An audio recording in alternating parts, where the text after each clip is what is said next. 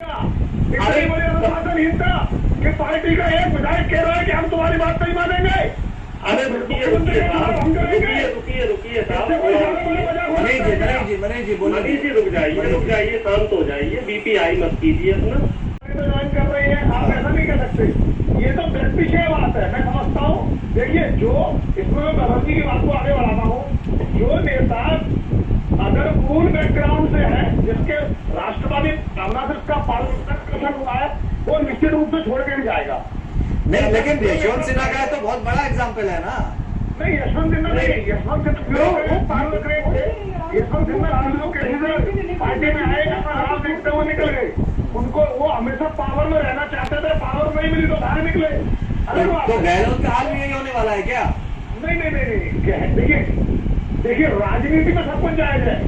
अगर वो सचिन पायलट को बनाने की जिद पर कांग्रेस लड़ गई तो कोई बड़ी बात नहीं है कि भाजपा का समर्थन बाहर से लेके कांग्रेस को जीवन का सबसे बड़ा झटका अशोक गहलोत दे तो क्या बड़ी बात है।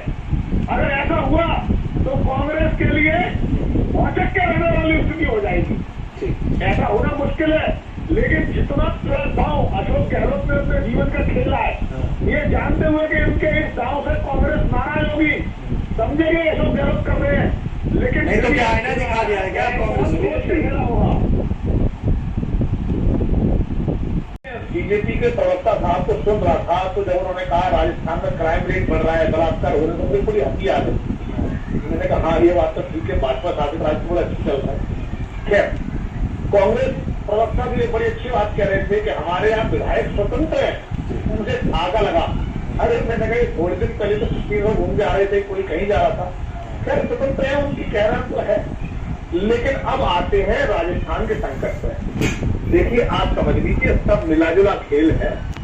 किसी भी तरीके से गहलोत को राष्ट्रीय अध्यक्ष बनने का जैसे ही मौका लगा, उन्होंने हाईकमान को ये बता दिया कि मैं रोबोट नहीं बनूंगा, इसलिए मेरे खेल के सैंपल पहले ले लो, और अगर आप मुझे यहाँ का लाड़ा लप्पर देकर मेरे खास दुश्मन को सचिन पायलट को अगर राजस्थान में मुख्यमंत्री बना दोगे तो मैं सहन नहीं करूंगा। देखें तो अशोक गहलोत के पास खोने के लिए ज्यादा कुछ है नहीं, लेकिन कांग्रेस के पास अगर गहलोत जाते हैं तो एक बड़ा नुकसान हो जाता है। ऐसे में उन्होंने कांग्रेस का जो आला कमान है उसको सही मायने में तराजू पर टांग दिया है। इधर एक चीज है और उधर दूसरी चीज है। अब उन्होंने चेक एंड बैलेंस कर लो। आप अध्यक्ष का मेरे नाम का डिक्लेरेशन कर चुके हो, और सही मायनों में देखें तो अशोक गहलोत की गलती भी नहीं है। जो कांग्रेस हाईकमान ने पहले से कहा एक व्यक्ति एक पद, कांग्रेस विधायकों की बात ठीक है, ये बात तब होती जब पहले वो राष्ट्रीय अध्यक्ष चुन गए, अब वो शपथ ग्रहण कर रही है, अब उनके पास 2 मत है, तो किसी एक पद से वो इस्तीफा दे दें। ये तो ये कहा जाता है कि उनके पास कौन से 2 पद है, ये बता दें। अरे एक मुख्यमंत्री का पद है ना, और अगर राष्ट्रीय अध्यक्ष बनते तो शपथ ग्रहण से 10 मिनट पहले रिजाइन करते, और उन्हें लगा अगर वो शपथ ग्रहण के बाद उन्होंने कांग्रेस के पद पर रिजाइन कर दिया तो क्या होगा। कांग्रेस की तो बड़ी अब जो स्थिति बनेगी वो क्या बनेगी, कौन किसका पेच कसेगा? गहलोत कांग्रेस का पेच कसेंगे या कांग्रेस गहलोत का पेच कसेंगे? अब देखिए, यहाँ कांग्रेस और गहलोत की बात नहीं है, आप इसको समझिए, यहाँ पे जातिवाद आ गई है।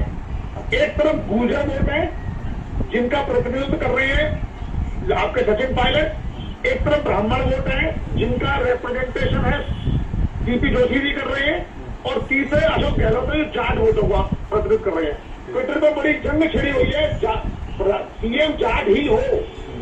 तो ऐसे में ऐसा लग रहा है अगर सीएम सीपी जोशी को बनाया जाता है तो कांग्रेस अध्यक्ष कोई जाट बना दिया जाए, जैसे प्रदीप खजरियावास है, कोई और भी, तो बैलेंस करने की कोशिश में जुटा हुआ है। और ऐसा भी हो सकता है कि कांग्रेस अध्यक्ष पद की जो जिम्मेवारी हो सकता है अशोक गहलोत को मिले ही ना, क्योंकि उन्हें कोई ऐसा कैंडिडेट चाहिए था जो कांग्रेस के हिसाब से चले, और वो अब सिचुएशन बदल रही है। ठीक है, कांग्रेस जिस स्थिति को सोचे बैठी थी वैसा कुछ